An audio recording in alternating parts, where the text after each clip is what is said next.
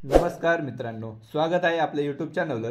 आपल्या चॅनलवर नवीन असाल तर चॅनलला सबस्क्राइब करायला विसरू नका, जेणेकरून नवीन माहिती तुमच्यापर्यंत लवकरात लवकर पोहोचेल। तर मित्रांनो, आपण या व्हिडिओमध्ये पाहणार आहोत महावितरण ज्युनियर अकाउंटची जी रिझल्ट लागलेला आहे त्याच्यामध्ये आन्सर की कशी डाउनलोड करायची, महावितरणचा रिझल्ट कसा पाहायचा। अद्याप जर कोणी पाहिला नसेल तर तो मी तुम्हाला डिस्क्रिप्शनमध्ये लिंक अवेलेबल करून देणार आहे। त्याचप्रमाणे महावितरणच्या ज्युनियर अकाउंटमध्ये कोणाकोणाची निवड झालेली आहे, त्याचप्रमाणे आता डॉक्युमेंट व्हेरिफिकेशनसाठी कधी आणि कोणाला बोलवले जाणार आहे। एक प्रश्न निर्माण झाला आहे की नक्कीच घोटाळा झालेला आहे का। तर आपण या व्हिडिओमध्ये संपूर्ण माहिती पाहणार आहोत।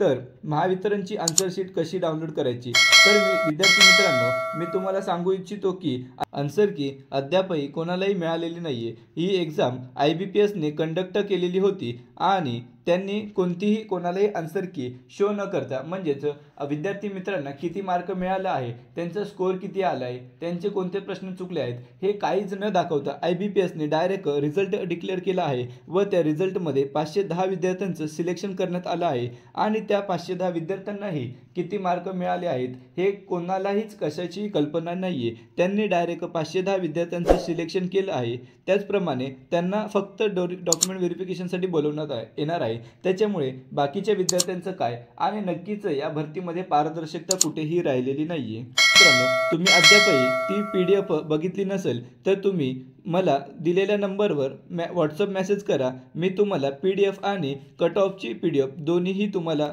सेंड करेल। फक्त मित्रांनो व्हॉट्सअप मेसेजच करा। त्याचप्रमाणे जर तुमचंही नाव त्या PDF मध्ये असेल तर चॅनलला सबस्क्राइब करून ठेवा, म्हणजेच जेणेकरून पुढच्या माहिती डॉक्युमेंट व्हेरिफिकेशनसाठी कधी बोलवण्यात येईल या सर्व माहिती तुम्हाला अपडेटेड भेटत राहतील। त्याचप्रमाणे खूप विद्यार्थी मित्रांच्या मनात एकच प्रश्न आहे आणि त्यांनी मला खूप मेसेजही केला आहे की सर नक्कीच या भरतीमध्ये घोटाळा झाला आहे का। तर मित्रांनो, घोटाळा झाला आहे की नाही हे तर आपण नीट सांगू शकत नाही, परंतु महावितरण आणि IBPSने ज्याप्रमाणे आपल्याला आन्सर की दिलेली नाहीये त्याप्रमाणे आपण तरी तेच म्हणू शकतो की नक्कीच या भरती प्रक्रियेत घोटाळा झाला आहे। आणि जर ही भरती प्रक्रियेची कोणतीही माहिती जर त्यांनी दिलेली नाही तर ती केस आपण कोर्टामध्येही जाऊ शकते आणि नक्कीच या भरतीचा रिझल्ट हा खूप लांबणीवर, म्हणजेच 3 ते 4 महिने लांबणीवर जाऊ शकतो।